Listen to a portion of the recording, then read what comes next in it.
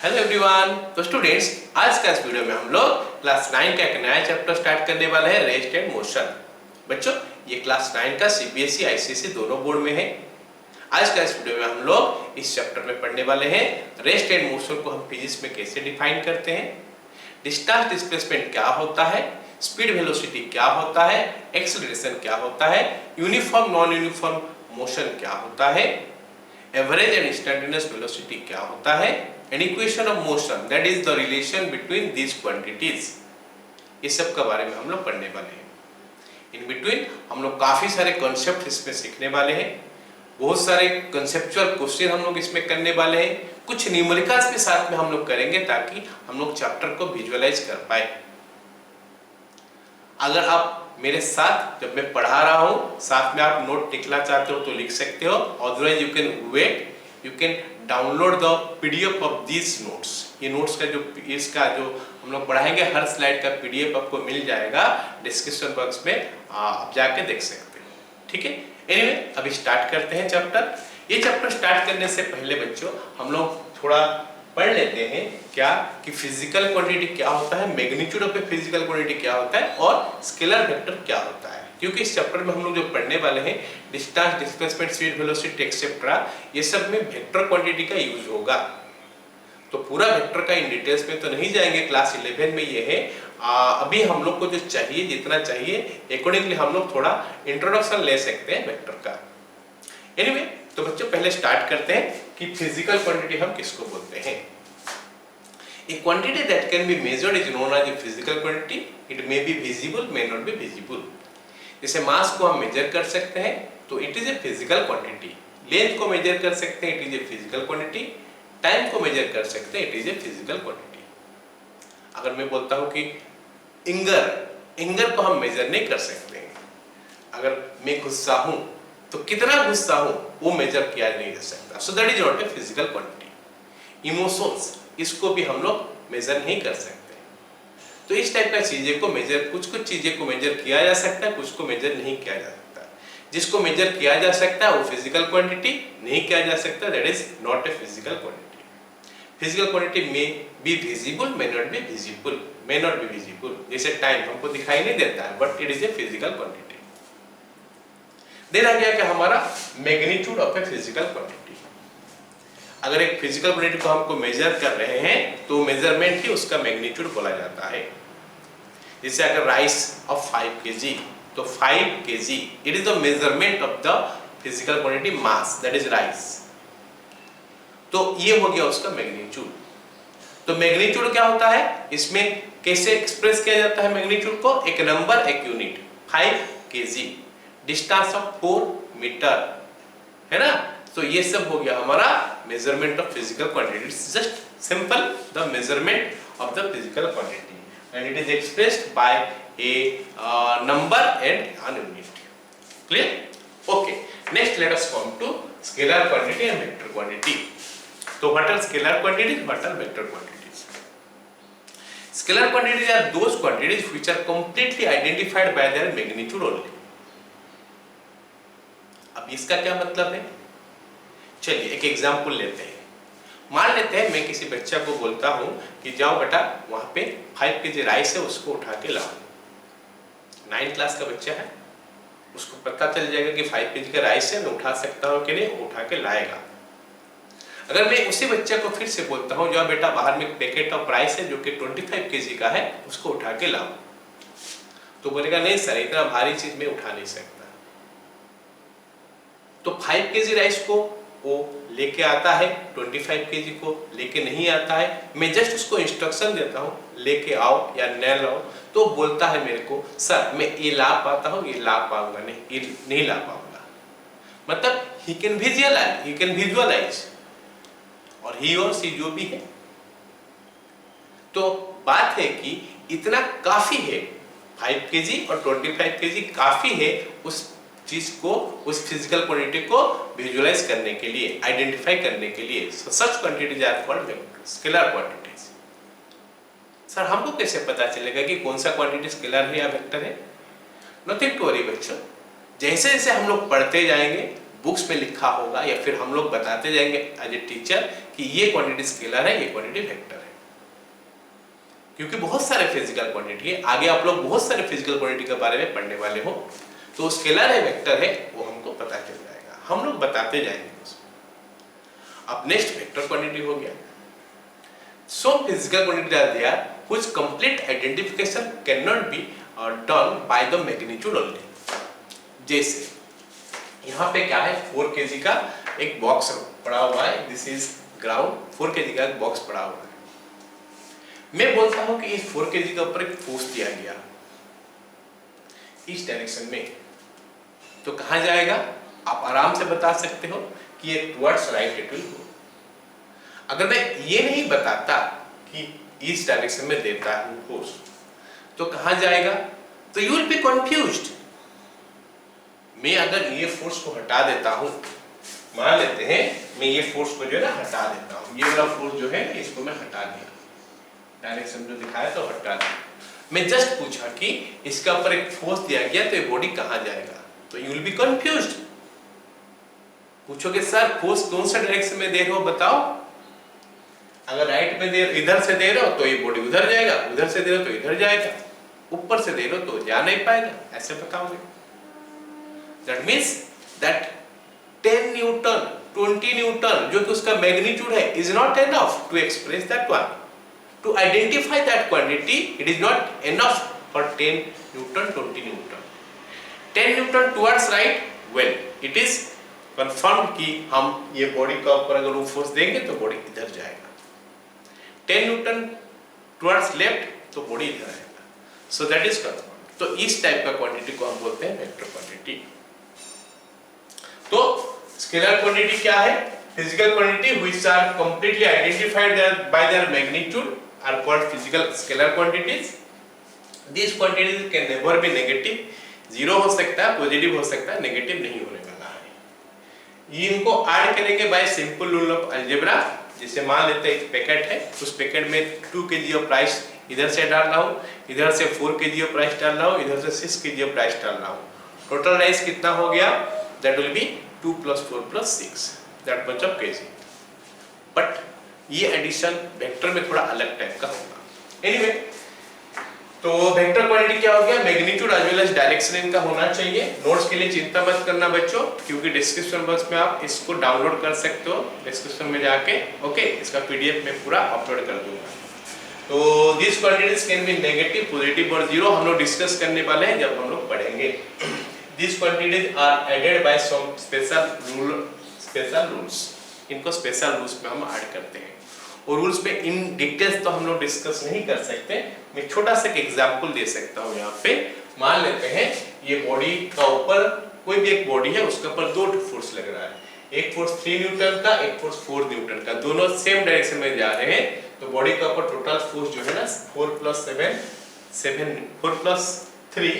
7 Newton हो जाएगा।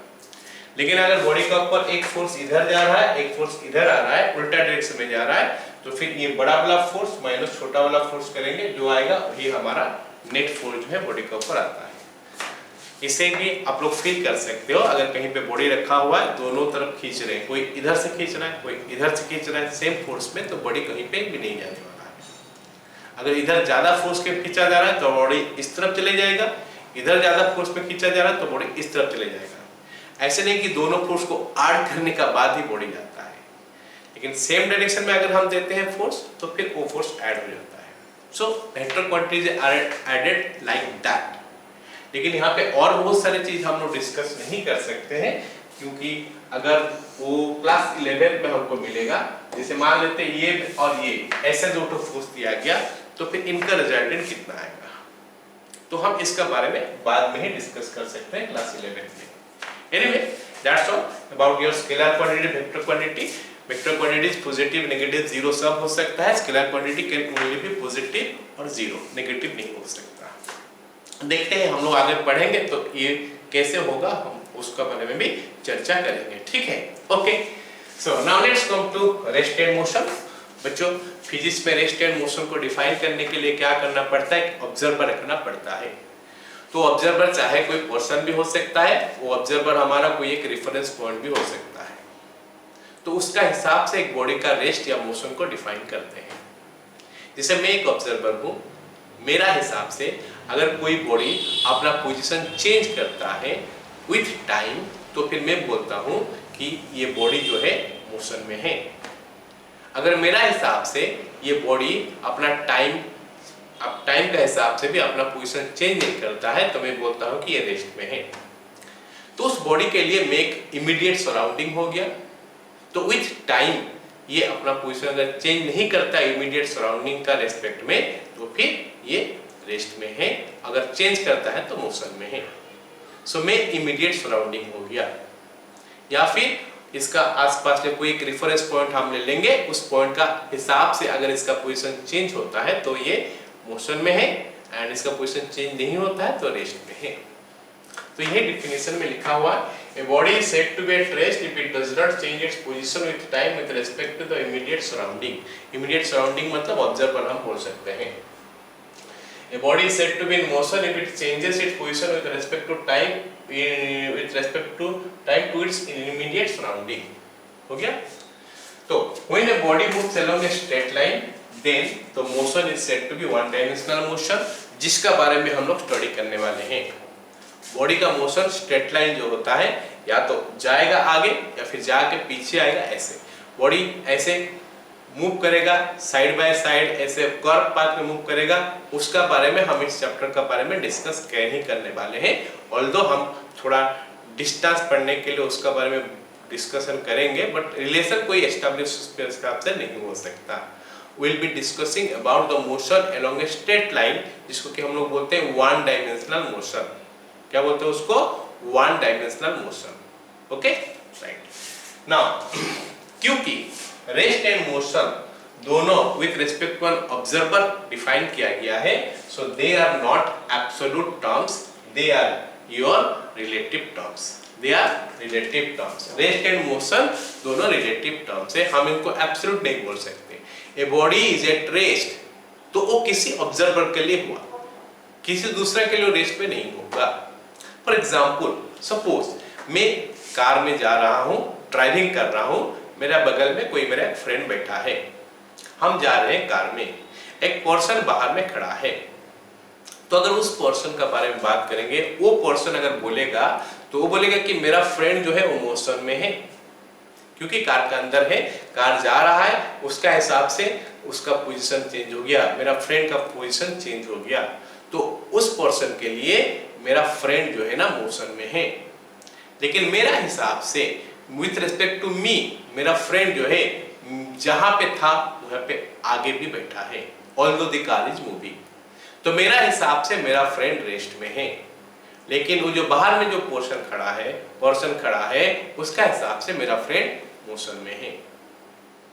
ऐसे ही मान लेते हम एक चीज को सोच सकते हैं कि रेस्ट में हम सोचते हैं।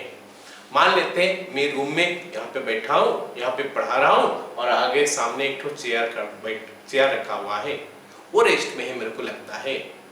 और अगर मैं अपना रूम का दरवाजा सब खोल दूंगा, एक बाहर में एक ऑब्जर्वर जो कि अर्थ का बाहर होगा, वो अगर ऑब्जर्व कर रहा होगा ये चेयर को बाय सम इंस्ट्रूमेंट्स, क्योंकि अर्थ तो रिवॉल्व कर रहा है, अपने चारों तरफ घूम रहा है, सन के चारों तरफ घूम रहा है। तो उस ऑब्जर्वर जो कि अर्थ का बाहर है, तो उसका हिसाब से ये जो चेयर मेरा है उसका पोजीशन चेंज होते रहेगा।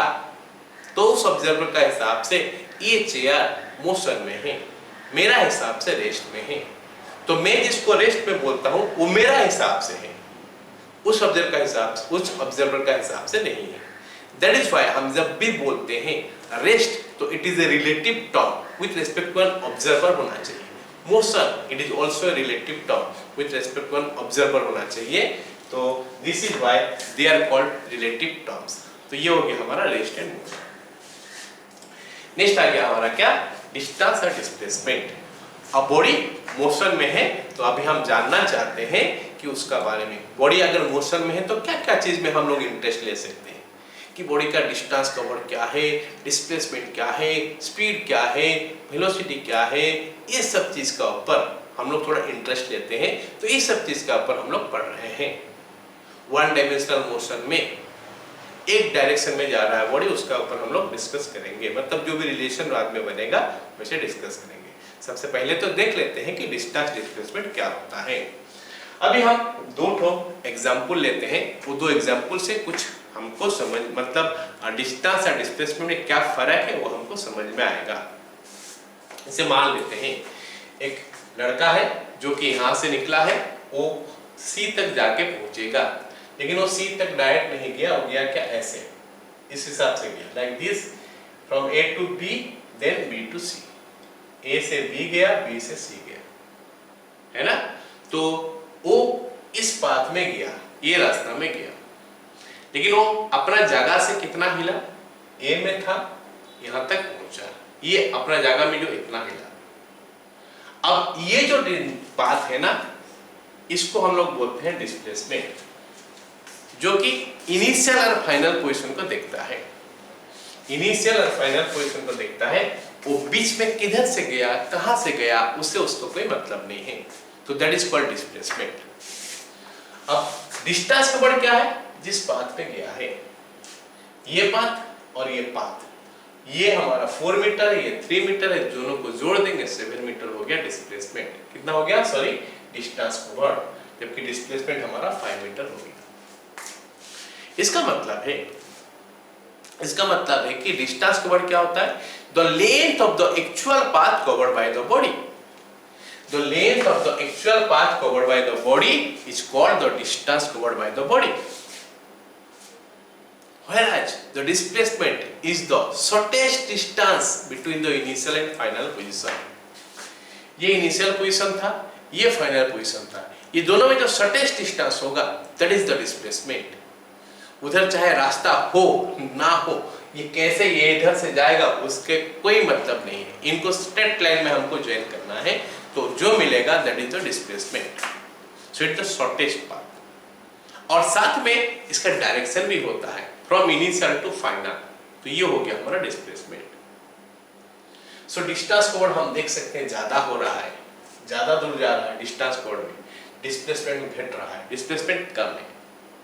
अब एक और एग्जांपल देते हैं, ये कार यहां से मूव किया ऐसे करके, कार बॉस जो भी है ऐसे मूव कर रहा है, रोड यहाँ पे ऐसे ऐसे है, यहां से निकल के यहां तक पहुंचा, ए से निकल के डी तक पहुंचा।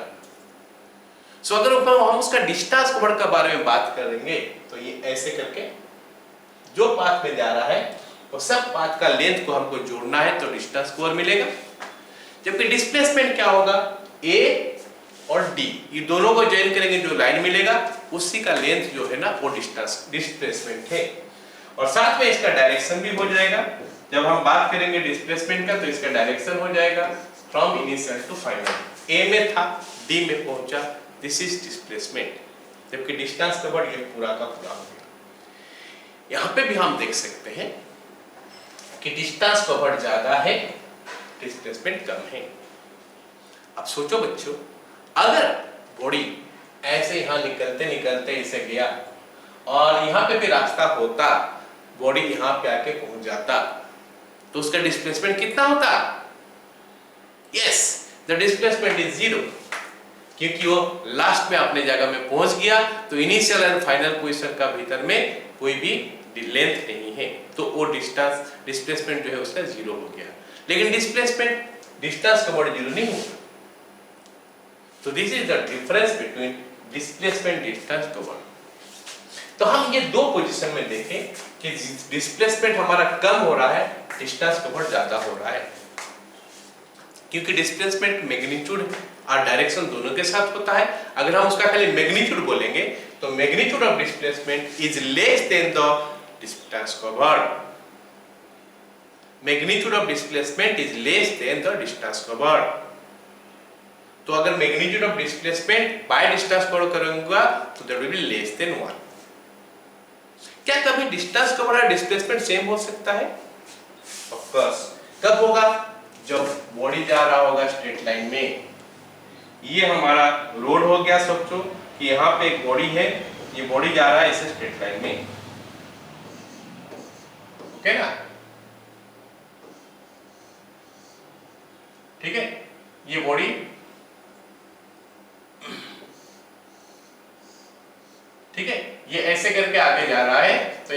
केस इसका डिस्टेंस कवर्ड जितना होगा डिस्प्लेसमेंट भी उतना ही होगा। तो distance covered is equal to displacement तब होगा जब हमारा बॉडी स्ट्रेट लाइन में जाता है। बाकी सब केस में distance covered will be more than the displacement. So that what we can see here, it is the length of the actual path traveled by the object. It depends on the path followed by the object. It is always positive for a moving body. Zero हो सकता है rest के लिए, बाकी सब case के लिए ये पॉजिटिव होगा। It is a scalar quantity. And displacement क्या हो गया? It is the shortest distance between the initial and final position. Final and initial position directed from initial to final position. It does not depend upon the path followed by the object. किधर से गया इससे हमको कोई मतलब नहीं है, इधर से गया वो सीधा इनिशियल क्या है फाइनल क्या है उससे मतलब है उसका। It can be positive, negative और जीरो। ये पॉजिटिव भी हो सकता है, नेगेटिव भी हो सकता है, जीरो भी हो सकता है। जीरो कब होगा बच्चों? जीरो कब होगा? अगर वो अपना इनिशियल पोजीशन में पहुंच गया जीरो होगा, बाकी पॉजिटिव हो गया। अब नेगेटिव कब होगा? इसके लिए मैं बता दूं, हम जब वेक्टर क्वांटिटी के बारे में डिस्कशन करते हैं उसका डायरेक्शन हम पहले से डिटरमाइन करते हैं।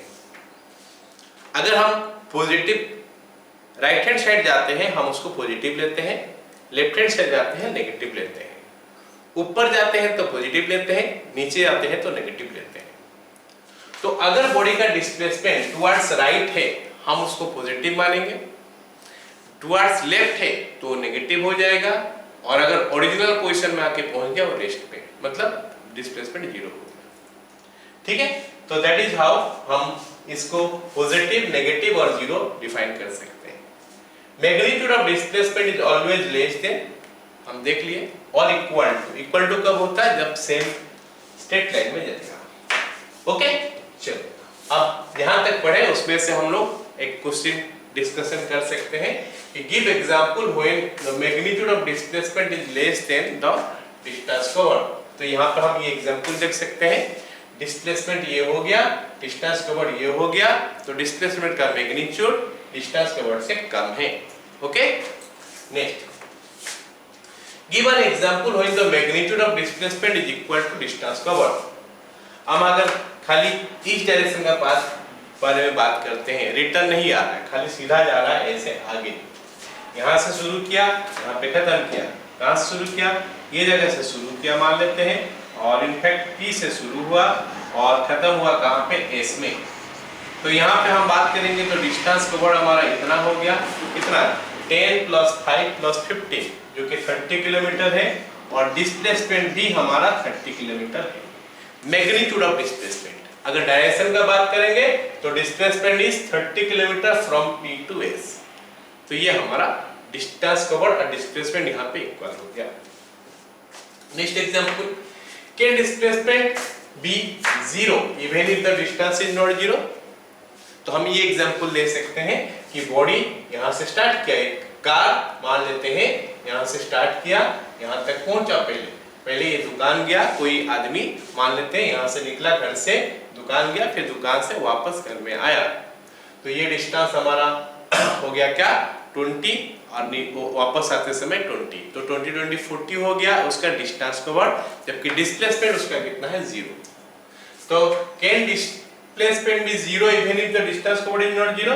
हम यहाँ पे लिख सकते हैं yes when the body comes back to its initial position. Yes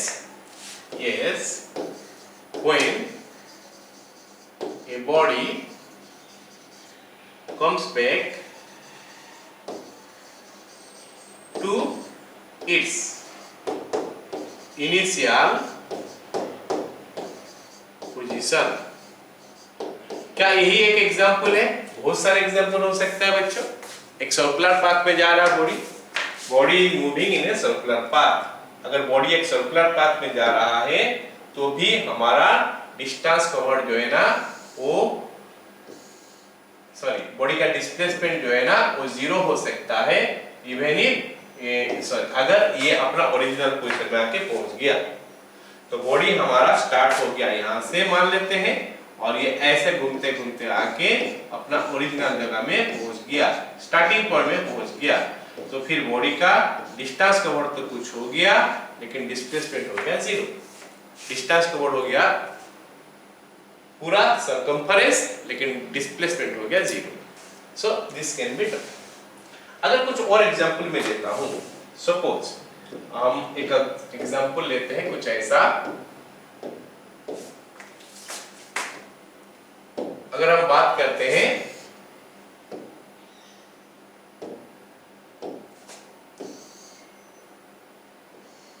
okay ना, एक बॉडी क्या हुआ कि यहां से स्टार्ट किया, इसका जो लेंथ है, इस साइड का लेंथ अगर बात करते हैं, इस साइड का लेंथ हमारा 10 मीटर है, इस साइड का लेंथ 10 मीटर है। This is 10 metre, 10 metre, 10 metre, और ये हमारा 10 मीटर हो गया।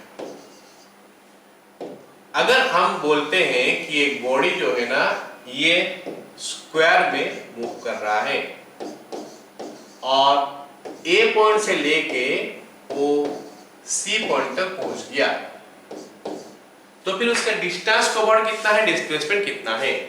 तो बच्चों डिस्टेंस कवर्ड कितना होगा, ऐसे अगर गया है तो डिस्टेंस कवर्ड होगा 10 + 10 20 मीटर, जबकि डिस्प्लेसमेंट होगा कितना, 10 का स्क्वायर प्लस 10 का स्क्वायर का root over, that is equal to 10√2 metre. अगर बॉडी सर्कुलर पाथ में जा रहा है, मान लेते हैं बॉडी एक सर्कुलर पाथ में गया और यहां से शुरू किया, वो ऑपोजिट एंड में आके पहुंच गया डायमीटर का, और इसका रेडियस जो है ना r है। तो अगर मैं पूछता हूं कि बताओ अगर बॉडी A से B तक आके पहुंच गया इस डायरेक्शन में, तो उसका डिस्टेंस कवर्ड कितना है, डिस्प्लेसमेंट कितना है? So your distance covered will be what, ये लेंथ, ये लेंथ कितना होगा बच्चों, half of the perimeter. Perimeter कितना है, पेरीमीटर 2 पाई होता है, 2 pi r divided by 2 is equal to pi r। तो पाई r हो गया हमारा डिस्टेंस कवर्ड, जबकि डिस्प्लेसमेंट कितना है, A to B, that is 2r only. Displacement 2r हो गया, magnitude of the displacement in fact 2r हुआ। अगर डायरेक्शन का बात करें फ्रॉम A to B, ऐसा हम बोलेंगे। आई होप अब सबको पता चल गया कि डिस्टेंस कवर्ड और डिस्प्लेसमेंट में क्या डिफरेंस है। डिस्प्लेसमेंट कैसे पॉजिटिव हो सकता है, कैसे नेगेटिव हो सकता है, वो भी मैं बता चुका हूं। Alright, next let's come to speed. Speed क्या होता है, ऐसे अगर हम सिंपल भाषा में समझे, स्पीड क्या होता है बच्चों, 1 सेकेंड में बॉडी कितना दूर जाता है, दैट्स ऑल। या फिर यूनिट टाइम में बॉडी कितना दूर जाता है। अगर हम बॉडी का स्पीड बोलते हैं 5 मीटर पर सेकेंड, तो हम क्या समझेंगे, 1 सेकेंड में 5 मीटर जाता है, हर 1 सेकेंड में 5 मीटर जाता है। फर्स्ट 1 सेकेंड में 5 मीटर, नेक्स्ट 1 सेकेंड में फिर से 5 मीटर, नेक्स्ट 1 सेकेंड में फिर से 5 मीटर। सो हर यूनिट टाइम में उसका कितना डिस्टेंस कवर होता है। अगर बॉडी एक डिस्टेंस चले गया इन टाइम t, तो उसका स्पीड कितना हो गया, x/t। So distance covered per unit time is called speed of the body. Speed कम भी मतलब सेम हो सकता है थ्रू आउट, कम बेसी भी हो सकता है, तो उसका बारे में हम लोग डिस्कशन करेंगे। अगर स्पीड कांस्टेंट होता है तो हम उसको बोलते हैं यूनिफॉर्म मोशन में बॉडी है।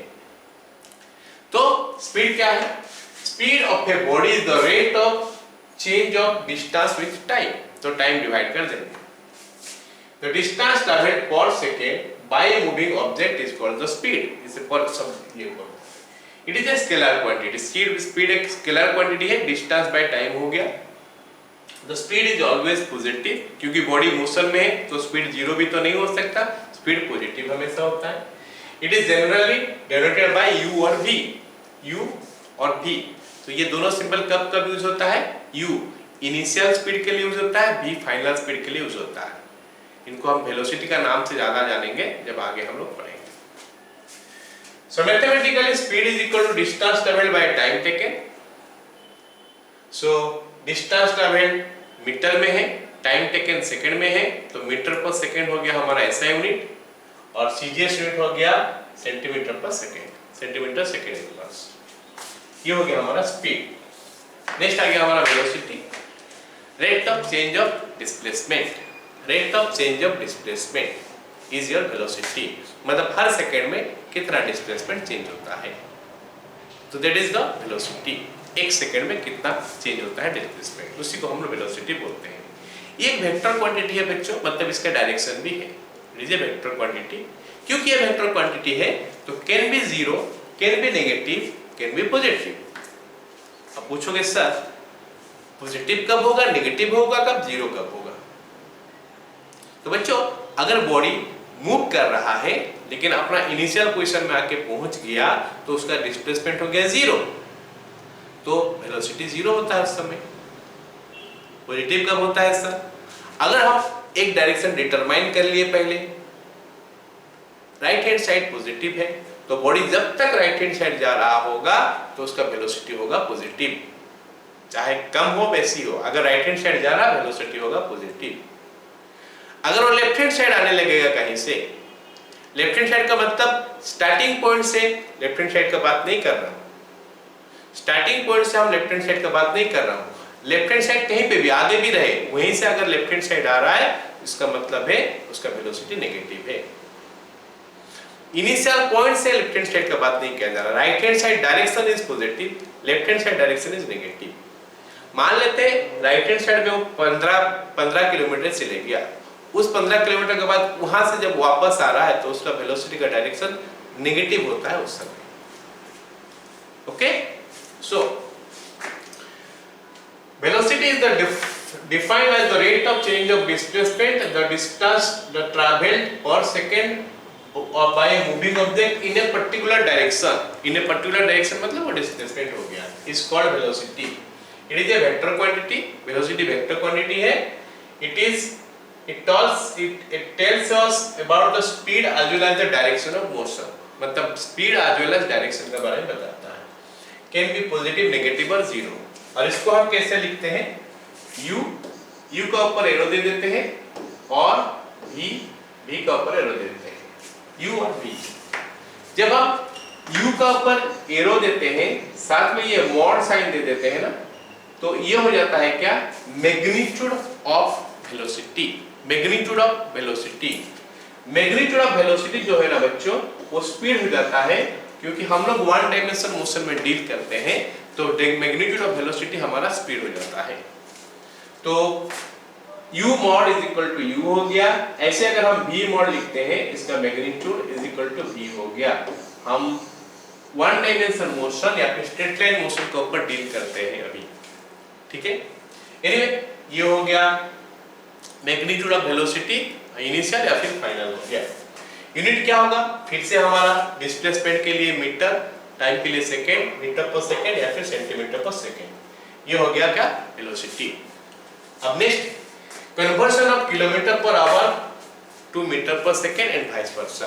अब देखो बच्चों, हमको जब न्यूमेरिकल देता है ना, बहुत समय हमको वेलोसिटी किलोमीटर पर आवर में देता है ना, हमको उसको मीटर पर सेकेंड में कन्वर्ट करना पड़ता है, क्योंकि किलोमीटर पर आवर जो है ना हमारा ऐसा यूनिट नहीं है या सीजीएस यूनिट नहीं है, वो हम अपना सुविधा का हिसाब से हम उसका यूज करते हैं। तो हमको उसको कैसे मीटर पर सेकंड में कन्वर्ट करना है, लेट अस सी।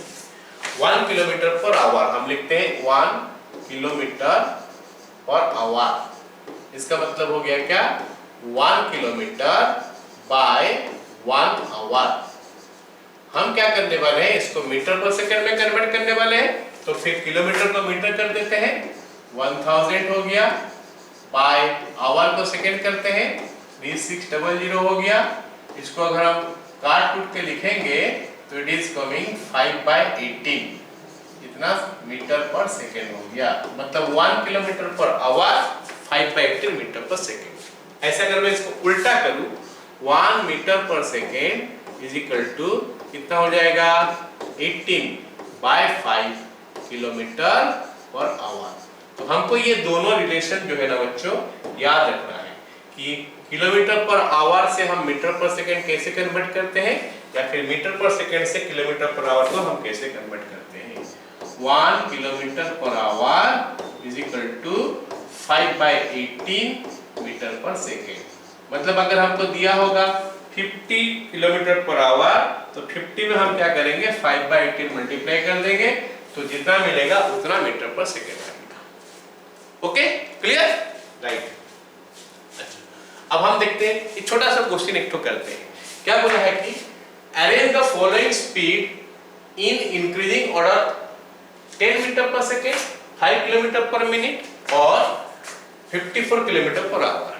तो हमको दिया है अलग अलग यूनिट में तीनों वैल्यू जो है ना हमको अलग अलग यूनिट में दिया है। एक दिया है 10 मीटर पर सेकेंड जो कि हम नॉर्मल यूनिट यूज करते हैं, एक हो गया 5 किलोमीटर पर मिनट और एक हो गया हमारा कितना,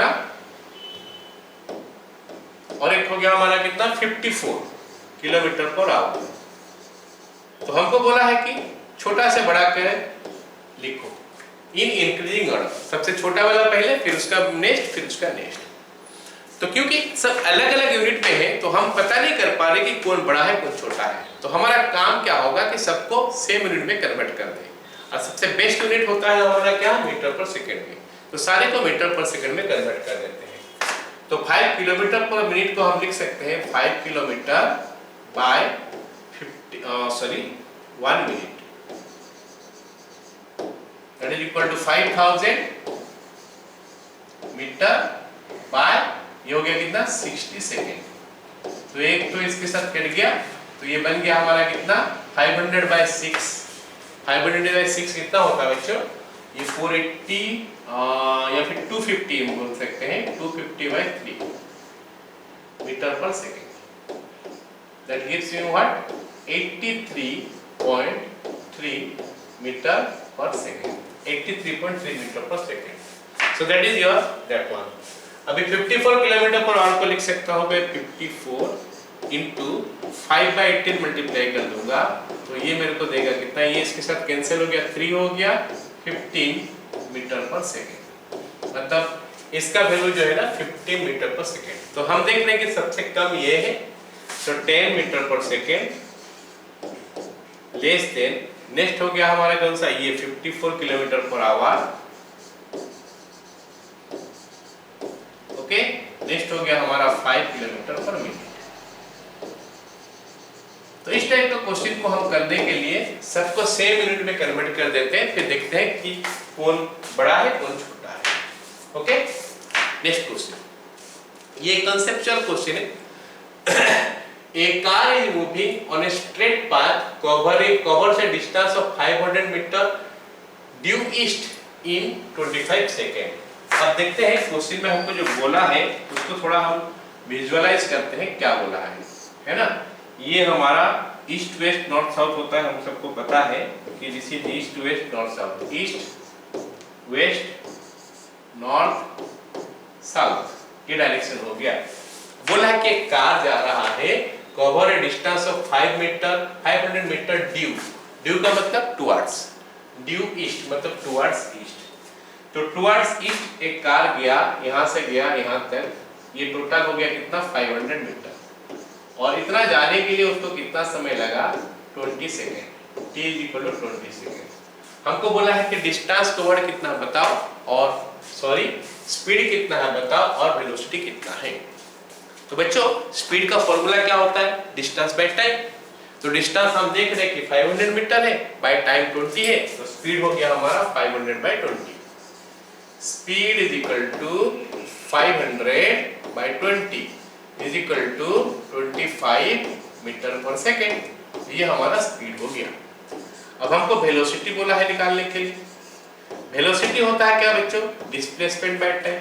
अब डिस्प्लेसमेंट क्या है, वही 500 मीटर ही होगा, that 500 metre again because straight line में जा रहा है, तो डिस्टेंस जो है डिस्प्लेसमेंट भी वही है। So 500 metre divided by 20 again 500 metre due east, ये हमको डिस्प्लेसमेंट में लिखना पड़ेगा, बाय टाइम होला 20 second. So that makes is 25 metre per second due east.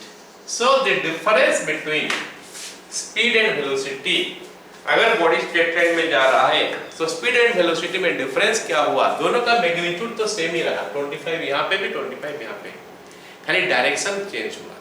Direction इसमें हमको ऐड करना पड़ा, इसमें डायरेक्शन नहीं ऐड करना पड़ा। सो that is the difference. Straight line motion में ही होता है। अगर कॉर्ड मोशन में है तो फिर बाकी चीजें भी हमारा चेंज होगा। नेक्स्ट आ गया बच्चों रिलेटिव वेलोसिटी। रिलेटिव वेलोसिटी, जैसे हम वेलोसिटी बोले हैं कि वेलोसिटी भी with respect to an observer होता है, तो रिलेटिव वेलोसिटी मतलब अभी दो ऑब्जर्वर हम देखते हैं, मतलब दो कार जैसे मूव है, two bodies A and B are moving in opposite direction. दो बॉडी है, मान लेते दो कार है, एक कार जा रहा इधर, एक कार जा रहा इधर, ऑपोजिट डायरेक्शन में जा रहा है।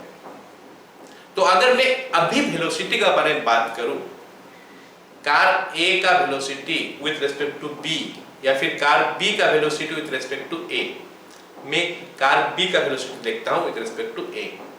हम मैग्नीट्यूड का बारे में खाली बात करते हैं, डायरेक्शन के ऊपर नहीं। तो 1 घंटा में ये दोनों में जितना गैप होगा वही इसका वेलोसिटी हो गया विद रिस्पेक्ट टू दिस, क्योंकि इसका हिसाब से तो उतना दूरी में होगा। और वेलोसिटी का फॉर्मूला क्या होता है, वेलोसिटी का मतलब क्या होता है, 1 घंटा में या फिर यूनिट टाइम में कितना डिस्टेंस कवर किया है। तो ये कार इधर जा रहा है 40 में, ये कार इधर जा रहा है 30 में, तो 1 घंटे के बाद ये 40 इधर से चले गया होगा इस तरफ, ये 30 इस तरफ चले गया होगा, मतलब दोनों में डिस्टेंस कितना हो गया 70। तो इस कार का हिसाब से इसका जो वेलोसिटी है 70 है किलोमीटर पर आवर, मतलब अपोजिट डायरेक्शन में अगर जा रहा है तो दोनों का वेलोसिटी ऐड हो जाता है रिलेटिव वेलोसिटी के लिए। लेकिन अगर सेम डायरेक्शन में जा रहा है, ये जा रहा है 40 में, ये जा रहा है 30 में, तो अगर मैं इसका हिसाब से देखूं तो ये 10 किलोमीटर ही आगे होगा, क्योंकि ये तो 40 गया होगा। ये पहला कार जो है ना 40 किलोमीटर गया होगा इस तरफ, दूसरा कार गया होगा 30 किलोमीटर इस तरफ, ये 30 है, ये 40 है। अब ये कार B है सपोज, ये कार A है, तो B का हिसाब से A कितना दूर में है B से, 10 किलोमीटर दूर में ही है। सो दैट जो है अभी क्या हो जाएगा, दोनों को माइनस कर देंगे तो हमारा आंसर मिलेगा। मतलब सेम डायरेक्शन में जाएगा तो माइनस हो जाएगा और ऑपोजिट डायरेक्शन में जाएगा तो प्लस हो जाएगा। ऑपोजिट में प्लस क्यों, क्योंकि कार A यहाँ तक पहुंच गया, कार B यहाँ तक पहुंच गया, ये 40 किलोमीटर पहुंच गया और ये हमारा 30 किलोमीटर पहुंच गया। तो अब ये दोनों में दूरी कितना हो गया बच्चों, तो 40 प्लस 30 70 हुआ। सो ऑपोजिट डायरेक्शन में ऐड हो जाता है रिलेटिव वेलोसिटी के लिए और सेम डायरेक्शन में जा रहा है तो माइनस हो जाता है रिलेटिव वेलोसिटी के लिए। हम मैग्नीट्यूड के बारे में बात करते हैं खाली, अभी क्लास 9th में जो है हम उस हिसाब से बताते हैं। क्लास 11 में आएगा तो हम लोग डिस्कशन करेंगे अलग टाइप का। एनीवे ये हो गया इसका आंसर। ऐसे ही अगर हम क्वेश्चन देखें तो two cars A and B are moving in opposite direction with velocity of 50 km/h and 40 km/h। मान लेते हैं BA का वैल्यू हम ले लिए 50 km/h और BB का वैल्यू ले लिया हम 40 km/h, 40 km/h। हमको बोला है कि find the speed of A with respect to B, मतलब velocity of A with respect to B। तो हम क्या करेंगे, दोनों को ऐड कर देंगे, BA प्लस BB। तो ये हो गया हमारा 50 plus 40 is equal to 90 km/h। Okay, या फिर आवर इनवर्स हम लिख सकते हैं, that is better way to write. Okay, अगला सवाल, if two cars A and B are moving in same direction with velocity 50 km/h and 40 km/h, मतलब question same है, खाली हमको क्या बोला है, ऑपोजिट डायरेक्शन में जा रहा है, नहीं सेम डायरेक्शन में जा रहा है बोला है। तो इन दैट केस हम क्या करेंगे, BA माइनस BB कर सकते हैं। तो that will be what, 50 minus 40 is equal to 10 km/h। So that is the relative velocity of B with respect to A। तो B का हिसाब से A 10 किलोमीटर दूर में है। Clear all of you? Okay, now let's come to next topic. Next topic हमारा क्या बच्चों, average and instantaneous speed and velocity. देखो बच्चों, जब हम लोग बात करते हैं दो डिस्टेंस का भीतर में या फिर दो टाइम का भीतर में वेलोसिटी कितना है, तो एवरेज वेलोसिटी होता है। अब जस्ट फील करते हैं ना, एक बॉडी या फिर कोई भी चीज मान लेते हैं यहाँ पे था, यहाँ पे जाके यहाँ पे पहुंचा है, A से B तक पहुंचा है। अगर हम बात करते हैं कि इसका स्पीड कितना है, हम बात करते हैं तो ये total distance travelled by total time taken कर देते हैं। यही फॉर्मूला हमारा है, निकल जाएगा कुछ। मान लें तो वो मिला 40, क्या इसका मतलब है कि हर जगह में 40 स्पीड में जा रहा है? ऑब्वियसली नहीं। ये जगह में स्पीड कम होगा, ये जगह में ज्यादा होगा, ये जगह में और ज्यादा होगा, और ज्यादा होगा, और कम होगा, ऐसा भी हो सकता है। जहां क्राउडेड एरिया हो गया स्पीड कम हो जाएगा, जहां खाली एरिया मिल गया स्पीड बढ़ जाएगा। सो वो सब चीज के बारे में डिस्कशन नहीं हो रहा है। हम लोग देखते हैं क्या एवरेज कितना है। सो अगर दो टाइम का अंदर हमको वेलोसिटी निकालना है या स्पीड निकालना है, वो निकलता है क्या एवरेज। अगर पर्टिकुलर समय में ये जगह में कितना स्पीड है ये निकालने के लिए बोलता है तो उसको बोलते हैं इंस्टेंटेनियस। एक पर्टिकुलर जगह या एक पर्टिकुलर समय दोनों ही, तो वो होता है इंस्टेंटेनियस। मतलब एवरेज जो होता है ना, पूरा सारे स्पीड का या फिर सारे वेलोसिटी का एवरेज निकाल के दे देता है। अगर हम गाड़ी में जा रहे हैं और गाड़ी में हमारा जो स्पीडोमीटर या फिर ओडोमीटर जो हमारा मीटर लगा होता है, यहाँ पे हमको दिखता है कितना स्पीड में जा रहा है, वो स्पीड हमारा क्या होता है? वो इंस्टेंटेनियस होता है, क्योंकि उस समय जो होता है वो स्पीड दिखाता है। थोड़ा हम एक्सीलरेटर कार मोड़ देंगे, ज्यादा कर देंगे, या फिर कार में जा रहा है तो पहले से अगर हम एक्सीलरेटर को दबा देंगे, बढ़ गया स्पीड, तो इंस्टेंटेनियस हो गया। घटता है, बढ़ता है, घटता है, बढ़ता है, प्रैक्टिकली यही होता है, स्पीड कांस्टेंट नहीं रहता है। लेकिन हम जब निकालते हैं distance covered bye time taken, वो हमारा हो जाता है क्या एवरेज स्पीड, और या फिर average velocity, displacement by time taken. कहने का मतलब है दो टाइम के अंदर जो भी निकलता है वो होता है एवरेज। एक पर्टिकुलर समय में जो निकलेगा वो हो गया इंस्टेंटेनियस। अब बात है कि सर पर्टिकुलर समय में हम निकालेंगे कैसे? ये पर्टिकुलर समय का जो होता है ना, ये क्लास 11 में ही हम ज्यादातर यूज करेंगे, जिसमें कि हम लोग डेरिवेटिव का यूज करके निकालते हैं, ds/dt, इस टाइप का चीजें। फिलहाल हम लोग एवरेज का ऊपर फोकस करते हैं, खाली डेफिनेशन जानते हैं कि इंस्टेंटेनियस क्या होता है। एक पर्टिकुलर समय में जो होता है वो इंस्टेंटेनियस होता है। So the ratio of total distance travelled by the body to the total time of journey is the average speed. It can never be zero or negative for a body in motion. It is always found for a given time interval. पहले से बोल चुका हूं मैं.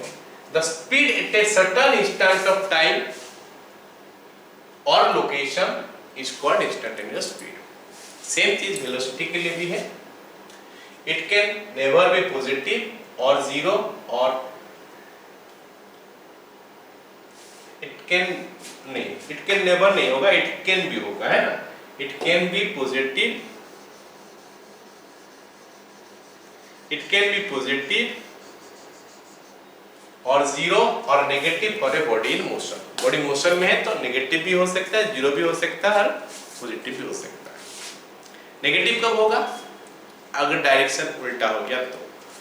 Body का right hand displacement हम positive लेते हैं, अगर डिस्प्लेसमेंट लेफ्ट हैंड साइड में आ गया तो फिर वो नेगेटिव वेलोसिटी हो जाता है। बॉडी जहां से निकला था वहां पे आके पहुंच गया तो फिर वो जीरो वेलोसिटी हो जाता है। अगर बॉडी टुवर्ड्स राइट ही है डिस्प्लेसमेंट तो फिर वो पॉजिटिव वेलोसिटी होता है। तो velocity at a certain instant of time और location is called instantaneous velocity. Okay, क्योंकि हम वन डायमेंशन मोशन में डील करते हैं तो ये फिर दोनों सेम ही हो जाएगा। ऑलराइट, अगर मैग्नीट्यूड ले तो when is the instantaneous speed is same as average speed in one dimension motion? In one dimension motion, one dimension motion में average speed और instantaneous speed when the instantaneous speed same as average speed in one dimension motion और uniform motion होगा। In fact one dimension motion and uniform motion, मतलब body का speed जो है ना कभी भी चेंज नहीं होता है। जैसे मान लेते खाली रोड है, गाड़ी जा रहा है तो उसका स्पीड जो है वो 15 मिनट तक एक ही स्पीड में चलता है, तो उसका एवरेज स्पीड उस 15 का अंदर एवरेज स्पीड और स्टैंडर्ड स्पीड दोनों सेम होगा। वन डायमेंशनल मोशन का बात नहीं है, ये हमारा जब यूनिफॉर्म मोशन में जाता है तो उस समय ये होता है। ठीक है, नेक्स्ट क्या बोला है, give an example of motion in which the average speed is not zero but average velocity is zero. हम बात कर सकते हैं सर्कुलर मोशन में, बॉडी एक सर्कुलर मोशन में जा रहा है ना, body is moving in a circular path, okay, body is moving in a circular path, जहां से स्टार्ट वहां पे आके पहुंच गया फाइनली, बॉडी यहां से स्टार्ट किया और घूमते घूमते आके यहां पे पहुंच गया, तो फिर उसका एवरेज स्पीड जीरो नहीं है, एवरेज स्पीड कितना हो जाएगा, एवरेज स्पीड जो एवरेज है वो कितना हो जाएगा, total distance travelled 2 pi r divided bye time taken जो भी है, बट एवरेज वेलोसिटी कितना हो जाएगा, एवरेज वेलोसिटी हो जाएगा 0 by t is equal to 0। तो बॉडी अगर इनिशियल पोजीशन में आके पहुंच जाता है, चाहे किस टाइप का भी मोशन है, मैं एक एग्जांपल दिया कि सर्कुलर मोशन में है, तो अगर इनिशियल पोजीशन में पहुंच गया तो फिर उसका वेलोसिटी जो है ना, एवरेज स्पीड होता है समथिंग, एवरेज वेलोसिटी 0 होता है। ठीक है, next average speed with initial velocity u and final velocity v। अगर इनिशियल वेलोसिटी u है और फाइनल वेलोसिटी v है तो फिर वेलोसिटी का एवरेज वैल्यू या फिर स्पीड का एवरेज वैल्यू क्या होता है, u plus v by 2। You have to remember this one, this is how we find out the average speed या फिर एवरेज वेलोसिटी। हम वन डायमेंशन का मोशन के बारे में बात करते हैं तो एवरेज वेलोसिटी एवरेज स्पीड दोनों सेम होगा, खाली वेलोसिटी में हम डायरेक्शन एक ऐड करेंगे, इसमें डायरेक्शन हम नहीं ऐड करेंगे। नेक्स्ट एवरेज वेलोसिटी पे body covers equal distance with different velocities. मान लेते हैं बॉडी x डिस्टेंस किया विद वेलोसिटी v1, फिर x डिस्टेंस किया विद वेलोसिटी v2, फिर x डिस्टेंस किया विद वेलोसिटी v3, तो फिर उसका एवरेज वेलोसिटी कितना है और फिर एवरेज स्पीड कितना है जो भी है। तो हमारा फॉर्मूला क्या बोलता है, total distance covered bye time taken, क्योंकि स्ट्रेट लाइन मोशन में है तो डिस्टेंस कवर्ड जितना है टाइम टेकन भी उतना ही है। हम ये ज्यूम करके चलते हैं कि हम लोग पढ़ रहे हैं वन डायमेंशनल मोशन में।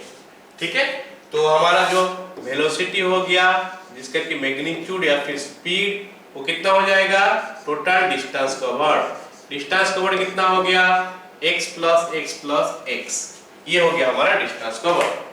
टाइम टेकन कितना होगा, x डिस्टेंस किया वेलोसिटी v1 में और हमको पता है कि distance is equal to speed into time, तो फिर टाइम क्या निकलेगा, time is equal to distance by speed. तो डिस्टेंस हमारा x हो गया, स्पीड हमारा v1 हो गया, plus distance x speed v2, distance x speed v3।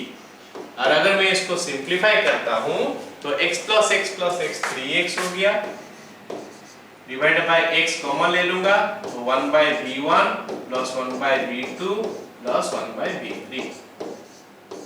तो हमारा x कैंसिल हो गया तो 3 by 1 by v1 plus 1 by v2 plus 1 by v3। हम तीन तो अलग अलग वेलोसिटी के लिए बोल दिए, अगर दो वेलोसिटी के लिए होगा तो फॉर्मूला क्या हो जाएगा, v इज इक्वल टू 3 का बजाय 2 हो जाएगा और नीचे 1 by v1 plus 1 by v2। Got it? So this is the formula for average speed या फिर average velocity. Straight line motion है तो दोनों का दोनों सेम हो जाएगा, राइट? ऑलराइट, नेक्स्ट ये क्वेश्चन करते हैं तो थोड़ा हम यूज करेंगे इस फॉर्मूला को, देखेंगे क्या बोला है। A car travels first half with a uniform speed of 30 km/h and then next half with a uniform speed of 40 km/h। तो यहाँ पे हमको v1 दे दिया है 30 km/h और v2 दे दिया है 40 km/h।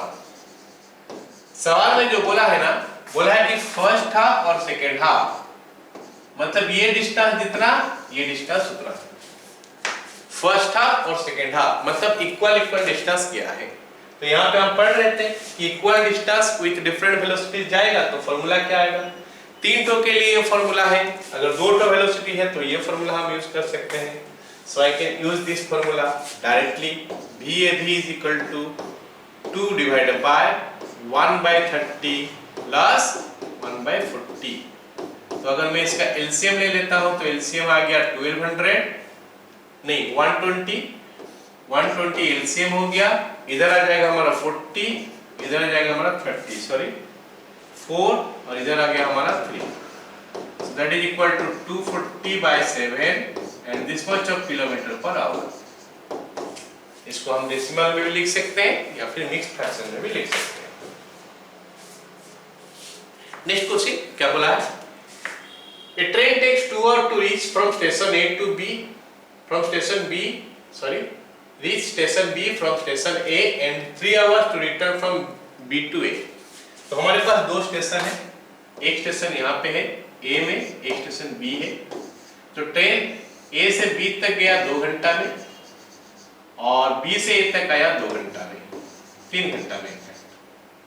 ऑलराइट, हमको बोला है कि एवरेज स्पीड कितना बताओ और एवरेज वेलोसिटी कितना बताओ। फर्स्ट बोला है कि एवरेज स्पीड कितना बताओ, सेकंड बोला है एवरेज वेलोसिटी कितना बताओ।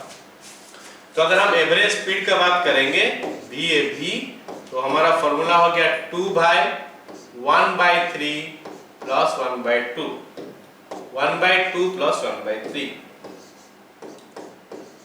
क्योंकि सेम डिस्टेंस से जा रहा है ना, जाते समय जितना डिस्टेंस किया आते समय भी उतना ही डिस्टेंस आया, तो इसलिए हम वो वाला फॉर्मूला का यूज कर सकते हैं। ये वाला फॉर्मूला जो हम निकाले इसका यूज कर सकते हैं। सो अगर हम निकालते हैं वैल्यू तो व्हाट विल गेट 2 into यहाँ पे 6 आ गया, नीचे आ गया हमारा कितना 3 + 2, so that will B 12/5, that gives me 2.4 kilometre per our. ये एवरेज स्पीड हो गया। बिट बी बोला है एवरेज वेलोसिटी। अब अगर एवरेज वेलोसिटी के बारे में हम बात करते हैं तो यहाँ पे 1 डायमेंशन मोशन तो है लेकिन ये वापस भी आया है, तो इसीलिए डिस्प्लेसमेंट चेंज होता है। यहाँ पे खाली एक ही डायरेक्शन में आगे वो चलते जाता है, तो वहां पे हम वेलोसिटी और स्पीड दोनों सेम बोल सकते हैं। लेकिन यहाँ पे ये वापस आया है, मतलब वेलोसिटी तो कुछ चेंज होगा।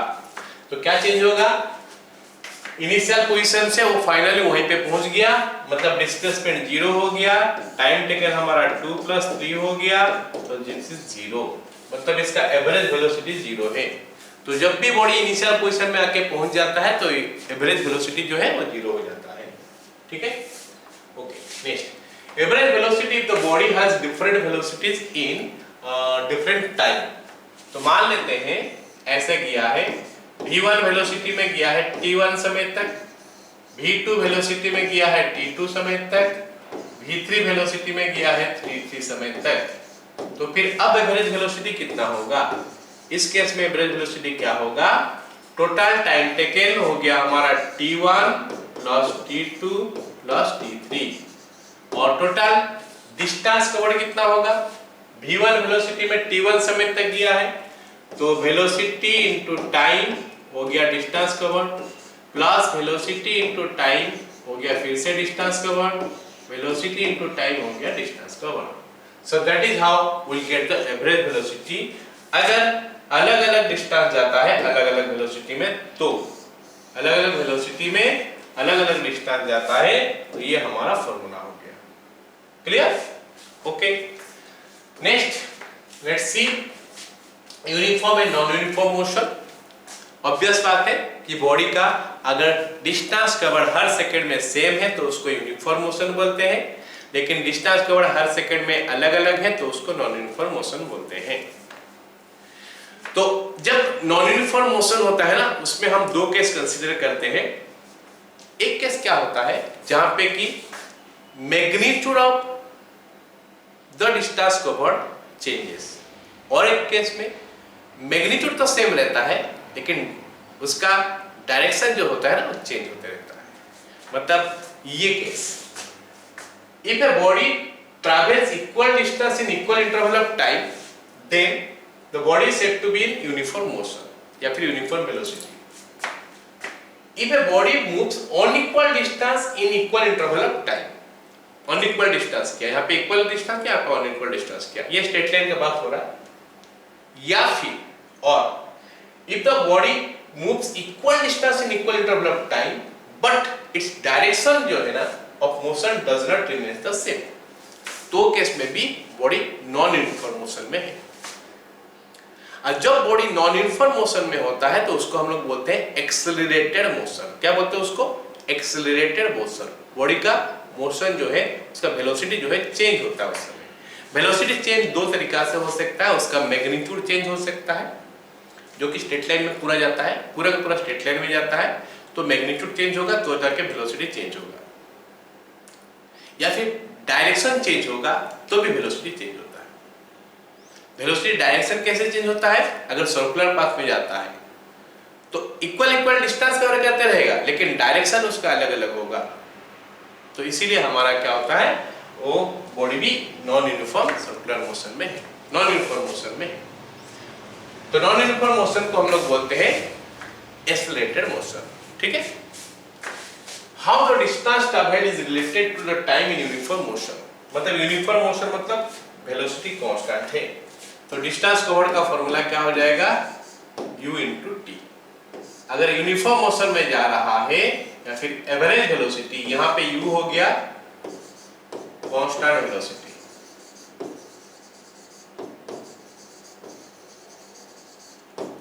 और हम एवरेज वेलोसिटी भी बोल सकते हैं। ऐसे हमको पता है कि जब यूनिफॉर्म मोशन में जाता है वेलोसिटी चेंज होता ही नहीं है, तो उसका एवरेज जो होता है वही होता है हमारा उसका क्या बोलते हैं, कांस्टेंट वेलोसिटी होता है। नेक्स्ट, अच्छा इसमें हमें एक और बात बता दूं कि s प्रोपोर्शनल टू t हम लोग बोलते हैं, s प्रोपोर्शनल टू t, और s प्रोपोर्शनल टू t जब भी होता है graph is a straight line होता है, graph is a straight line from origin. जब भी प्रोपोर्शनल चीज दिया जाता है ग्राफ स्ट्रेट लाइन हो जाता है ओरिजिन से। Next, give an example of motion of a body moving with constant speed but with a variable velocity. वही एग्जांपल जो अभी मैं बता रहा था, बॉडी का स्पीड कांस्टेंट है लेकिन उसका वेलोसिटी जो है ना वो कांस्टेंट नहीं है, तो ये हो गया हमारा केस।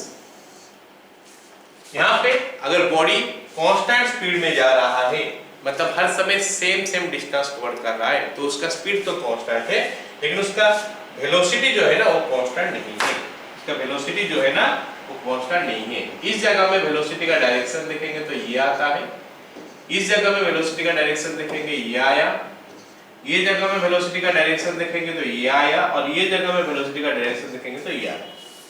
क्योंकि बॉडी जब भी सर्कुलर पाथ में या फिर कर्व पाथ में जाता है तो बॉडी का वेलोसिटी का डायरेक्शन क्या होता है, अलोंग द टेंजेंट। तो ये जगह में वेलोसिटी का डायरेक्शन क्या होगा, इस जगह से टेंजेंट में ड्रॉ करूंगा। ये अजम्पशन है कि बॉडी ऐसे जा रहा है, बॉडी अगर ऐसे घूम रहा होगा तो फिर नीचे का तरफ डायरेक्शन हो जाएगा। अब बॉडी ऐसे घूम रहा है, हम सोच रहे हैं, तो ये जगह में ये हो गया वेलोसिटी का डायरेक्शन क्योंकि दिस इज द टेंजेंट। ये जगह में this is the direction of velocity, ये जगह में this is the direction of velocity, ये जगह में this is the direction of velocity. Even if body का स्पीड हर जगह में सेम है, यहाँ पे भी v, यहाँ पे भी v, यहाँ पे भी v, यहाँ पे भी v, but direction of velocity सब जगह में अलग अलग है, a b c d। तो अगर मैं va का बात करूं, अगर मैं va का बात करूं, va is equal to v due north, क्योंकि नॉर्थ की तरफ जा रहा है, और vb का बात करूं तो it is v again due east west, ये वेस्ट की तरफ जा रहा है, ये हमारा नॉर्थ की तरफ गया, ये हमारा वेस्ट की तरफ गया, ये हमारा साउथ की तरफ जा रहा है, ये हमारा ईस्ट की तरफ जा रहा है। bc is equal to v due south, और vd is equal to v due east. तो हम देख रहे हैं कि सब जगह में वेलोसिटी का मैग्नीट्यूड तो ही भी रहा, लेकिन डायरेक्शन अलग अलग हुआ। तो स्पीड सेम है लेकिन डायरेक्शन अलग अलग है, इसीलिए वेलोसिटी अलग है। सॉरी, हाँ, वेलोसिटी अलग है। va का mod is equal to vb का mod is equal to vc का mod is equal to vd का mod is equal to v। तो स्पीड जो है ना हर समय सेम है।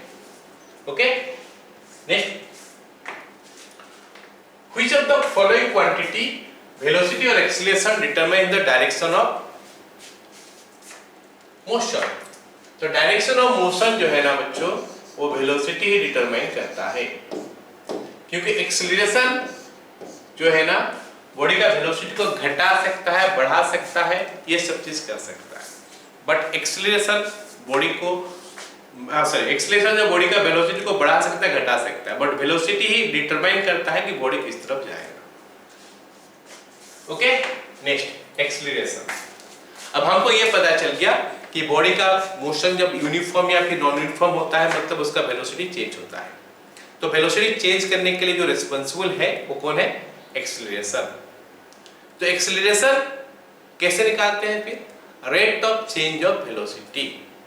Rate of change of velocity. हम वन डायमेंशन मोशन के बारे में फिर बात कर रहे हैं। इधर जा रहा है बॉडी, यहाँ पे वेलोसिटी, यहाँ पे वेलोसिटी, यहाँ पे वेलोसिटी, यहाँ पे वेलोसिटी अलग अलग होता है। सब जगह पे वेलोसिटी अगर अलग अलग होता है, फिर एक्सीलरेशन कैसे निकालते हैं? Rate of change of velocity. Change in velocity by time taken. Change in velocity by time taken. The rate of change of velocity with time is called acceleration. So acceleration is the equal to the change in velocity in 1 second. 1 second में जो होता है। If the velocity of a body increases with time, it is called acceleration and it is positive. If the velocity of a body decreases with time, it is called retardation and it is negative. CGS unit क्या होगा? Centimetre पर second square. क्योंकि ये formula जो है गया acceleration का ना, एक्सीलरेशन का जो फॉर्मूला हो गया, acceleration is equal to change in velocity by time taken. ये हमारा एक्सीलरेशन है, change in velocity by time taken. तो चेंज इन वेलोसिटी मतलब metre per second, by time taken मतलब सेकेंड। तो हो जाएगा क्या? मीटर पर सेकेंड स्क्वायर या फिर सेंटीमीटर पर सेकेंड स्क्वायर। ये हो गया यूनिट इसका एक्सीलरेशन का। Uniform and non uniform acceleration. अगर एक्सीलरेशन कांस्टेंट है तो हम उसको बोलते हैं यूनिफॉर्म एक्सीलरेशन। जैसे मान लेते हैं बॉडी का वेलोसिटी यहाँ पे था 2 मीटर पर सेकेंड, यहाँ पे था 2 मीटर पर सेकेंड। अब हो गया क्या? 3 मीटर पर सेकेंड। 1 सेकेंड का बाद, फिर 1 सेकेंड का बाद 4 मीटर पर सेकेंड, फिर 1 सेकेंड का बाद 5 मीटर पर सेकेंड। तो हम देख रहे हैं कि वेलोसिटी एक यूनिट बढ़ रहा है। तो इस केस में एक्सीलरेशन को बोलते हैं यूनिफॉर्म एक्सीलरेशन। अगर यहाँ पे हो गया 2 मीटर पर सेकेंड, 1 सेकेंड के बाद 3 मीटर पर सेकेंड, फिर 1 सेकेंड का बाद 5 मीटर पर सेकेंड, फिर 1 सेकेंड का बाद 8 मीटर पर सेकेंड, फिर 1 सेकंड के बाद 6 मीटर पर सेकंड। अब क्या हो रहा है कि एक्सीलरेशन जो है ना कांस्टेंट नहीं है। कभी वेलोसिटी 1 यूनिट बढ़ा, कभी 2 यूनिट बढ़ा, कभी 3 यूनिट बढ़ा, कभी 2 यूनिट घट गया, ऐसे। तो इस करके हम लोग बोलते हैं क्या? ये नॉन यूनिफॉर्म एक्सीलरेशन है। इनफैक्ट यहाँ पे तो एक्सीलरेशन और रिटार्डेशन दोनों ही आए। क्लियर? ओके, हम लोग इस टाइप के एक्सीलरेशन के बारे में ज्यादा इंटरेस्ट नहीं लेंगे, क्योंकि ये क्लास 11 का पढ़ाई है जहाँ पे कि हमको इंटीग्रेशन, डेरिवेटिव इनका सहारा लेना पड़ेगा। हम लोग का एक्सीलरेशन जो है कांस्टेंट एक्सीलरेशन के ऊपर हम लोग डिस्कशन करेंगे। ओके, नेक्स्ट हो गया हमारा क्या? Equation of motion. Equation of motion क्या है बच्चों? The relationship between the quantities like distance, displacement, speed, velocity, acceleration etcetera. तो इनमें जो रिलेशन है वो इक्वेशन ऑफ मोशन है। 3 इक्वेशन ऑफ मोशन हम लोग पढ़ने वाले हैं क्लास 9 में। v = u + at, s = ut + half at square और v² = u² + 2s। हम लोग ये इक्वेशन ऑफ मोशन को प्रूव करेंगे, देखते हैं। सबसे पहले ये इक्वेशन मोशन का मैथमेटिकल डेरिवेशन। दो टाइप का डेरिवेशन इसका करना है हमको, एक मैथमेटिकल एक ग्राफिकल। आज का क्लास में तो हम ग्राफिकली पढ़ नहीं रहे, मैथमेटिकल पढ़ रहे हैं, ओके ना। नेक्स्ट क्लास में हम लोग ग्राफिकल डिस्कशन करेंगे कि distance time graph, displacement time graph, इनका ग्राफ कैसे होगा, फिर उनका यूज करके हम कैसे बाकी सारे चीज निकाल सकते हैं। वेलोसिटी टाइम ग्राफ से हम डिस्टेंस निकाल सकते हैं, एक्सेलरेशन निकाल सकते हैं, ये सारी चीज अब हम लोग मैथमेटिकली देखेंगे कैसे प्रूव होता है। Mathematically derivation of v is equal to u plus t, ये जो इक्वेशन है इसका कौन सा सिचुएशन में इस इक्वेशन का यूज करते हैं। एक बॉडी इनिशियल वेलोसिटी u में जा रहा था with constant acceleration a, time t के बाद इसका वेलोसिटी v हो गया, तो v का फॉर्मूला हमको निकालना है, ठीक है। तो हम लिख रहे हैं सिचुएशन क्या है, ए body is moving with initial velocity u and constant acceleration a, after time t its velocity is v। हमको पता है कि एक्सेलरेशन जो है, एक्सेलरेशन कैसे निकलता है, acceleration is equal to change in velocity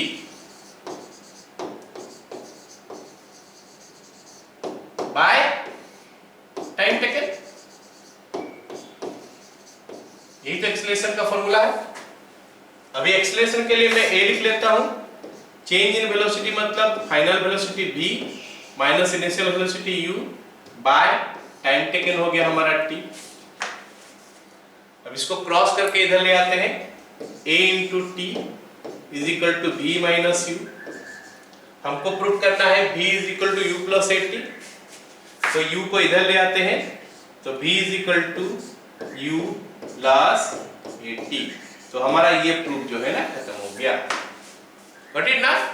alright, next हम लोग दूसरा वाला प्रूफ करते हैं, s is equal to ut plus half a t square. तो ये प्रूफ हम कैसे करेंगे, ये प्रूफ हम कैसे करेंगे, सिचुएशन क्या है, कौन सा सिचुएशन का ऊपर हम ये इक्वेशन का यूज करते हैं। एक body is moving with initial velocity u and constant acceleration a, time t के बाद इसका जो डिस्प्लेसमेंट है ना, वो डिस्प्लेसमेंट हो गया क्या s, तो उस s का फॉर्मूला हम निकालना चाहते हैं। मतलब u वेलोसिटी में जा रहा है और टाइम t का बाद उसका डिस्प्लेसमेंट कितना है वो हम निकाल रहे हैं, ओके ठीक। तो अगर u वेलोसिटी में जा रहा है, कांस्टेंट एक्सेलरेशन a है, तो फिर हम उसका वेलोसिटी निकाल सकते हैं after time t, v is equal to u plus A t. अब अगर हमको बॉडी का इनिशियल वेलोसिटी पता है और फाइनल वेलोसिटी पता है, तो हम उसका एवरेज वेलोसिटी निकाल सकते हैं। Therefore v average is equal to u plus v by 2। u का जगह में तो u रहेगा, v का जगह में क्या हो जाएगा, v का जगह में क्या हो जाएगा, u plus A T, u plus A T divided by 2। ये हमको दे रहा है कितना, 2u plus A T bye 2। ये हमारा हो गया एवरेज वेलोसिटी। और हमको पता है कि जब हमको एवरेज वेलोसिटी मिलता है तो हम डिस्टेंस कवर्ड या फिर डिस्प्लेसमेंट निकाल सकते हैं। कैसे, average velocity into time taken. Therefore या फिर सो द डिस्प्लेसमेंट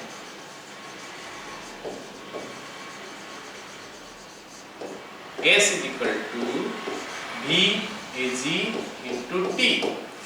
ये आफ्टर टाइम t जो डिस्प्लेसमेंट है वो निकाल रहे हैं। सो v ag का वैल्यू हम डाल देते हैं यहाँ पे, 2u plus 8t bye 2 into t। अब अगर मैं इसको अलग अलग कर लूं तो क्या मिलेगा, 2u by 2 plus 1 by 2 8t whole into t। तो 2 के साथ 2 कैंसिल हो गया। अब u को मल्टीप्लाई कर देते हैं t के साथ, तो मिलेगा u into T plus half into 8t into T half 80 square. So ये हमारा दूसरा प्रूफ जो है खत्म हुआ, ओके। नेक्स्ट तीसरा प्रूफ देखते हैं। तीसरा प्रूफ बच्चों ये कौन सा सिचुएशन में है पहले देख लेते हैं कि body is moving with initial velocity u and constant acceleration a। जब उसका डिस्टेंस कवर्ड s होता है तो उसका वेलोसिटी होता है v। तो अब उस v का वैल्यू हमको v u a and s का रिलेशन जो है वो निकालना है। ठीक है, चलिए देख लेते हैं। यहां पे भी हमारा जो एवरेज वेलोसिटी है वो कैसे निकलेगा, हमको पता है कि v is equal to you plus A T आ चुका है। v का वैल्यू हो जाएगा v का वैल्यू v एवरेज ना, v average is equal to, यहां पे हम क्या लिखेंगे, ये एज ही लिख दिया हो बच्चों, ये एवी होगा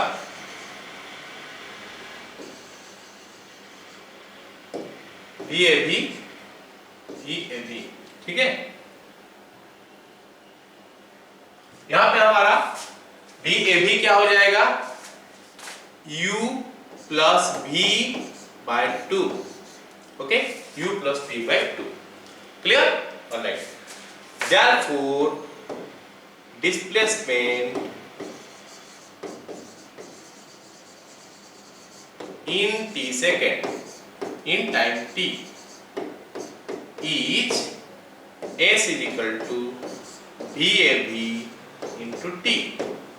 तो s is equal to VAV का जगह में हम क्या लिख सकते हैं, u प्लस v बाई 2, और t का वैल्यू हम यहां से निकाल सकते हैं, v minus u is equal to at, जिसमें से कि हमको t का वैल्यू मिलेगा v minus u by a is equal to t।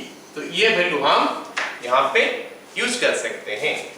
तो into v minus you divided by a। अब हम क्या करेंगे, 2 और a जो नीचे है इसको क्रॉस करके इधर ले आते हैं, 2as हो गया, और इधर क्या हो गया, v plus you into v minus you, और v plus you into v minus you क्या होता है, v square minus u square. तो फिर v स्क्वायर का वैल्यू हो गया क्या, u स्क्वायर प्लस 2as। तो विद दैट हमारा ये जो तीसरा प्रूफ भी है हमारा खत्म हो गया। एक तो क्वेश्चन करते हैं, थोड़ा समझ में आएगा कि हम ये फॉर्मूला का यूज कैसे करेंगे। ठीक है, इसे क्वेश्चन दिया है, a body start from rest. बच्चा जब स्टार्ट फ्रॉम रेस्ट बोल देता है मतलब u का वैल्यू 0 हो गया। एक्वायर से velocity of 10 metre per second, मतलब वेलोसिटी हो गया 10 मीटर पर सेकेंड, जो कि फाइनल वेलोसिटी है, in time 2 second, t is equal to 2 second.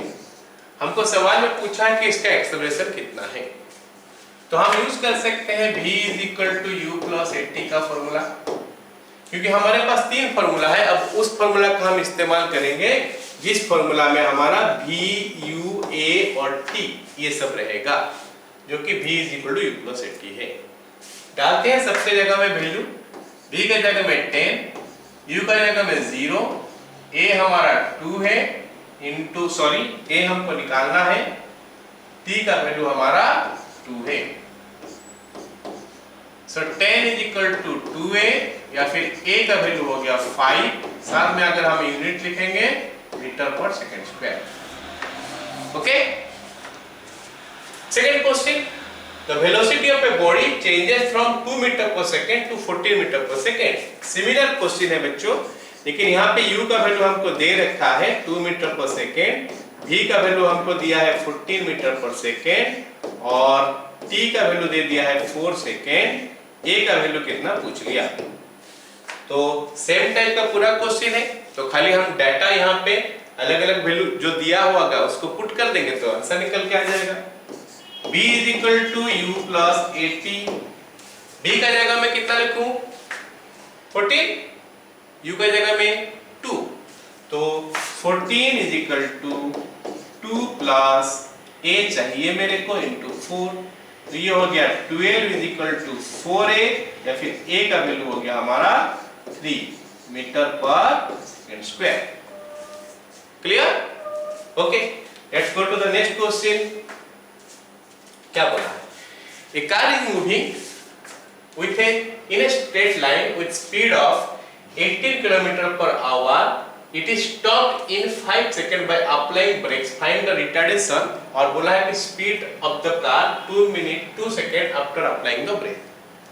तो देखो बच्चों यहाँ पे दिया क्या है कि u का वैल्यू दे दिया है हमको 18 किलोमीटर पर आवर, और v का वैल्यू हमको दे दिया है 0, क्योंकि रेस्ट में आ गया तो v का वैल्यू 0 हो गया, और बोल दिया है कि s हो गया हमारा 5, नहीं s नहीं दिया, टाइम दिया है, t is equal to 5 second.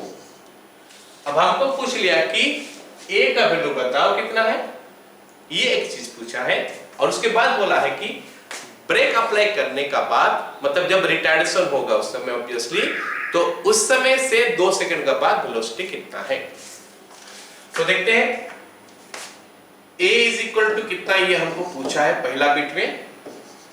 तो अगर हम यूज करते हैं v is equal to u plus 80 का, यहाँ पे हमको u का वैल्यू किलोमीटर पर आवर में दिया है, तो मैं उसको मीटर पर सेकंड में कन्वर्ट कर लेता हूँ, 5 मीटर पर सेकंड हो गया। और अगर मैं इसको यहाँ पे लिख लेता हूँ तो कितना मिलेगा, b का जगह में 0 हो गया, u का जगह में 5 प्लस a चाहिए मेरे को, इंटू t का वैल्यू भी 5 है, तो 5a is equal to -5, a is equal to -1 metre per second square. इसका मतलब गाड़ी जा रहा था, यहाँ पे हम क्या किए ना, ब्रेक अप्लाई कर दिए, ठीक है, यहाँ पे हम क्या किए, ब्रेक अप्लाई कर दिए। जब ब्रेक अप्लाई कर दिए तो इसका जो रिटार्डेशन आ गया -1 metre per second square acceleration है, तो retardation 1 metre per second square है। अब इस समय इसका जो वेलोसिटी है मेरे को पता था 5 मीटर पर सेकेंड है, बोला कि यहां से 2 सेकेंड का बाद उसका स्पीड कितना बताओ। तो बच्चों यहाँ पे जो सेकेंड बिट हम करेंगे ना, सेकेंड बिट करने के लिए सेकेंड बिट का स्टार्टिंग पॉइंट ये है, मतलब यहाँ पे इनिशियल वेलोसिटी जो है ना, यही हमारा 5 मीटर पर सेकेंड है, क्योंकि बोला है क्या, the speed of the car after 2 second of applying the brake. तो ब्रेक अप्लाई जो की है वो उसका इनिशियल सिचुएशन हो गया, u is equal to 5 metre per second, इस समय ब्रेक अप्लाई किया गया था। a का वैल्यू हमको मिल चुका है -1 metre per second square, acceleration हो गया है। अब बोला है कि t is equal to 2 second में उसका वेलोसिटी कितना है, तो हम v is equal to u plus 80 डाल सकते हैं। b का वैल्यू हो गया 5 प्लस a का वैल्यू -1 है, इंटू t का वैल्यू हमारा 2 बोला है, तो ये 5 - 2 is equal to 3 metre per second आ गया। मतलब वेलोसिटी जो है ना उसका, या फिर स्पीड बोल सकते हैं, वो 3 मीटर पर सेकेंड है कार का। Okay, clear? Right. Next this question, let us solve this one. A body starts from rest with uniform acceleration 2 metre per second square. Start from rest बोला है, मतलब u का value 0 हो गया, और uniform acceleration बोल दिया है a is equal to 2 metre per second square. Find the distance covered by the body in 2 second. t is equal to 2 second, हमको बोला है डिस्टेंस कवर्ड निकालने के लिए। हमारे लिए डिस्टेंस कवर्ड के लिए हमारे पास दो फॉर्मूला है, s is equal to ut plus half at square, और हो गया v square is equal to u square plus 2s, जिसमें कि डिस्टेंस कवर्ड को रिलेट किया गया है किसी ना किसी के साथ। तो हम देखेंगे इसमें से मोस्ट सुइटेबल इक्वेशन कौन सा है जिसका यूज करके हम ये क्वेश्चन को सॉल्व कर सकते हैं। तो ऑब्वियस बात है, अगर मेरे को s निकालना है और हमको ये सब चीज दिया है, v इसमें नहीं है, तो v का यूज कर, जो इक्वेशन है उसको यूज करके फायदा नहीं है। यहाँ पे वो इक्वेशन सब लेंगे जहाँ पे t u a v सब, तो हम देख रहे हैं कि ये वाला इक्वेशन हमारा जिसमें u है, t है, a है, सब है, तो इसका यूज करेंगे तो s is equal to ut plus half 80 square is equal to, u का वैल्यू हमारा हो गया 0 इंटू t हो गया हमारा 2 प्लस हाफ इंटू a का वैल्यू हो गया 2 इंटू t स्क्वायर, 2 का square, so that makes it 4 metre. Clear? तो आई होप आज का क्लास में हम लोग जितना पढ़े सब आप लोग को समझ में आ गया होगा, और इसका ऊपर सारे कॉन्सेप्ट क्लियर हो गया होगा।